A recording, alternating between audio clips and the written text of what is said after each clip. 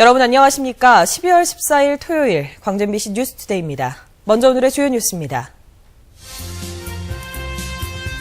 전남과 제주를 잇는 여객선 항로의 성장세가 지속되고 있지만 일부 항로는 성장세가 주춤거리고 있습니다. 다음 주부터는 영업장에서 문을 열고 난방을 하다 적발되면 과태료를 물게 됩니다. 공공기관의 실내 온도도 제한됩니다. 대학 정시 모집을 앞두고 있는 가운데 전략을 세워 미리 대비했던 수험생들이 성과를 얻고 있습니다. 광주 전남의 기초단체장 8명이 내년 지방선거에서 3선에 도전할 것으로 보입니다. 경기 불황 속에서도 전남에서 제주를 잇는 여객선 항로의 성장세가 지속되고 있습니다. 하지만 일부 항로는 성장세가 주춤거리고 있고 신규 항로 취항도 취소되고 있어서 추이에 관심이 모아지고 있습니다. 김윤 기자가 보도합니다. 초대형 카페리선이 취항하고 있는 목포 제주 항로입니다. 올해 10월까지 이 항로를 이용한 승객은 53만여 명으로 지난해 50만여 명보다 5%가량 증가했습니다. 중국인을 비롯한 외국인 관광객이 이렇게 많이 늘었습니다. 또 수학여행 단체도 이렇게 많이 늘었고요. 그래서 저희 회사에서는 더 많은 외국인과 수학여행단을 유치하기 위해서 전남에서 제주를 잇는 항로는 목포, 완도, 장흥, 노력도, 고흥, 녹동 등 모두 6개. 올해 10월까지 전남에서 제주를 찾은 승객은 169만여 명으로 지난해보다 6.4%가량 증가했습니다. 경기 불황이 이어지고 있지만 이런 추세라면 지난해 이용객 180여만 명보다 크게 증가할 것으로 보입니다. 금년에는 좋은 기상 여건과 도내 큰 국제 행사 등이 없어 거의 200만 명에 육박하는 추세를 보이고 있습니다. 하지만 장흥, 노력도와 완도, 제주 등을 오가는 촉해속선의 승선율은 지난해와 비슷하거나 다소 낮아지는 등 성장세가 주춤거리고 있습니다. 강진 마량에서 제주 항로는 조건부 면허를 받았던 사업자가 운항을 포기할 것으로 보여 경쟁도 한풀 꺾이는 모습입니다. MBC 뉴스 김윤입니다. 내년 지방선거에서 누구를 광주시장 후보로 내세울지를 놓고 민주당 국회의원들이 움직이기 시작했습니다. 명목은 대표 선수를 잘 뽑자는 거지만 지금 거론되는 후보로 이길 수 있겠냐는 의문이 깔려있는 것으로 보입니다. 윤군수 기자입니다. 광주시장 후보 선정을 놓고 민주당 국회의원들의 분위기가 심상치 않습니다. 공천 룰이 어떻게 결정되느냐와는 별개로 12월 국회가 끝나면 누구를 후보로 내세울지를 놓고 논의를 시작할 걸로 보입니다. 차기 시장을 놓고 누가 적임자고 또 어떤 절차와 과정을 거쳐서 선출할 것인가에 대한 긴밀한 논의가 있을 것으로 생각이 됩니다. 이전 선거와는 달리 내년 지방선거는 민주당과 안철수 세력 사이에 치열한 경쟁이 예고돼 있고 광주시장 자리가 갖는 상징성을 감안하면 빼앗겨서도 안 된다는 현실 인식 때문입니다. 민주당 후보는 정말로 시민들이 그래, 좋아, 그럴 수 있는 후보를 진짜 만들어져야 되고 공천돼야 되고 출마해야 되고 그런 것 아니냐 이런 생각입니다.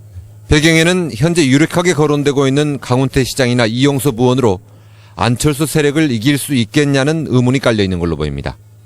그래서 현직 민주당 국회의원 중에서 누가 가장 경쟁력이 있는지 여론조사를 해보는 방안도 검토 중인 것으로 알려졌습니다. 이 과정에서 자칫하면 의원들 사이에 복잡한 역학관계가 드러나고 감정 싸움이나 편가르기로 변질될 가능성도 배제할 수 없게 됐습니다. MBC 뉴스 윤문수입니다. 내년 지방선거를 6달가량 앞둔 가운데 광주 전남에서 3선 도전에 나서는 기초단체장에 관심이 쏠리고 있습니다. 지역 정가에 따르면 광주에서는 북구청장, 전남에서는 구례와 보성, 영암 영광군수 등 모두 8명이 3선에 도전할 것으로 알려졌습니다. 내년 지방선거에서는 안철수 신당의 출현과 정당 공천제 폐지 등의 변수가 작용할 것으로 예상돼 3선 도전 단체장들이 어떤 결과를 얻게 될지 주목받고 있습니다. 한편 민선 1기에서 5기까지 광주 전남에서는 6명의 기초단체장이 3선 도전에 성공했습니다. 4대강 사업 살리기 사업으로 추진 중인 광주 뚝높이기 공사가 여전히 논란입니다. 문화재가 수몰된다며 문화재청이 공사 허가를 해주지 않고 있지만 농어촌 공사는 끝까지 공사를 해야 한다며 맞서고 있기 때문입니다. 송정근 기자가 취재했습니다. 광주어 뚝높이기 공사가 진행되고 있습니다. 하지만 이 공사는 두 하류 지역에서만 진행되는 것일 뿐 상류는 손도 못 대고 있습니다.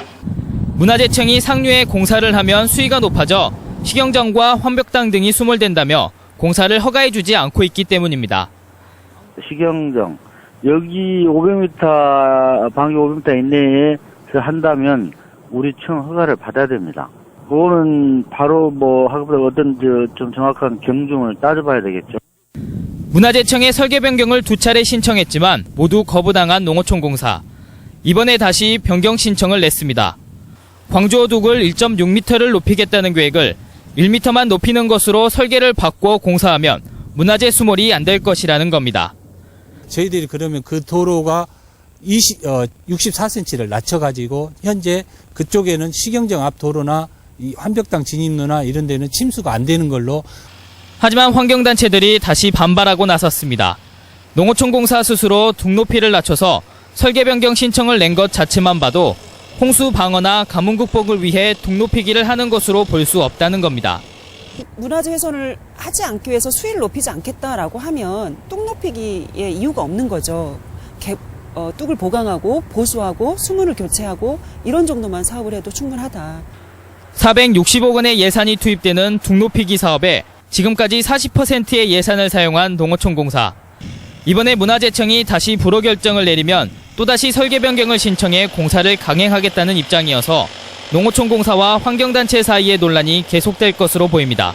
MBC 뉴스 송정근입니다. 광주시가 모레부터 문을 열고 난방을 하는 모든 영업장에 대해 단속을 실시합니다. 또 공공기관의 실내 난방 온도를 18도 이하로 제한하고 전력 사용 피크 사용 때인 오후 5시부터 7시까지 경관 조명을 소등하도록 제한했습니다. 광주시는 위반 행위에 대해 이달 말까지는 계도를 하고 다음 달 2일부터 최대 300만 원의 과태료를 부과할 계획입니다. 부산에서 아파트 화재로 일가족 4명이 숨진 사고와 관련해 광주시가 아파트 화재 시에 옆 세대로의 대피를 당부했습니다. 광주시는 1992년 이후 건축 허가를 받은 아파트의 경우 3층부터는 발코니 세대 간 경계벽이 부수기 쉬운 경량 구조로 설치돼 있다며 화재가 발생할 경우 발코니 경량 칸막이를 부수고 옆 세대로 대피할 것을 주문했습니다. 올 들어 지난달까지 광주에서는 모두 144건의 아파트 화재가 발생해 인명피해 6명과 3억 4천여만 원의 재산 피해가 났습니다. 정시 모집을 코앞에 둔 수험생들은 어느 때보다 바쁜 나날을 보내고 있는데요. 다양한 입시 전형에 맞춰서 미리 전략을 세웠던 지역 학생들에게는 반가운 소식이 날아들고 있습니다. 김진선 기자가 취재했습니다. 올해 수능을 치른 고3 김민영 군. 예상보다 낮은 수능 성적에 실망도 잠시. 카이스트에서 최종 합격 통보를 받았습니다. 이공계 분야 적합성과 교과외 활동사항 등을 종합평가하는 수시 전형에서 김 군이 내세운 건 창작 로봇 제작 동아리 활동. 일주일에 서너 시간씩 활동하는 교내 40여 개의 동아리는 진로를 결정하고 미리 체험해보는 데 큰 도움이 됐습니다. 이 동아리 하면서 나는 기계공학과를 가야겠구나라고 확실하게 목표를 잡을 수 있었고 직접 해보면서 이게 진짜로 재미있구나 이런 걸 느낄 수 있던 것이 확실히 도움이 됐었어요. 교내 합창반을 하다 담당 교사의 권유로 지난해부터 성악을 시작한 고3 박근원 군. 늦게 시작해 전문 교육도 받은 적 없는 박 군은 30대 1의 경쟁률을 뚫고 상위권 대학에 합격해 주변을 놀라게 했습니다.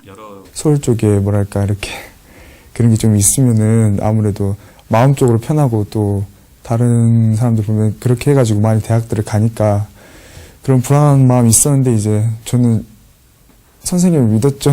저 자신을 믿고 선생님. 방과 후 수업으로 매일 음악 선생님과 만나 집중적으로 실기시험에 대비한 결과 학교가 사교육 절감형 창의 경영학교로 선정되면서 성악을 비롯해 교과 심화 수업과 토론 등 사교육이 필요한 분야를 학교에 개설한 겁니다. 밖으로 나가서 사교육을 받는 것이 아니라 학교에서 학교 선생님들이 좀 더 야간에 좀 더 수고하시면서 이렇게 하는 그런 프로그램이거든요. 근데 학생들 만족도가 굉장히 높고. 대학이 다양해진 입시 전형만큼 학과 특성에 맞는 인재를 요구하면서 일선 학교들도 적극적인 전략 마련에 나서고 있습니다. MBC 뉴스 김진선입니다. 오늘 아침 조금 쌀쌀합니다. 곡성이 영하 5도, 보성이 영하 4도까지 내려갔습니다. 바람까지 더해지면서 추위는 더하겠습니다.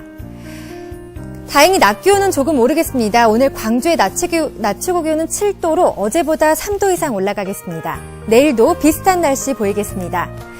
이 시각 기온 어제보다 조금 낮습니다. 장성이 영하 3도, 광주가 영하 2도, 화순이 영하 4도를 보이고 있습니다.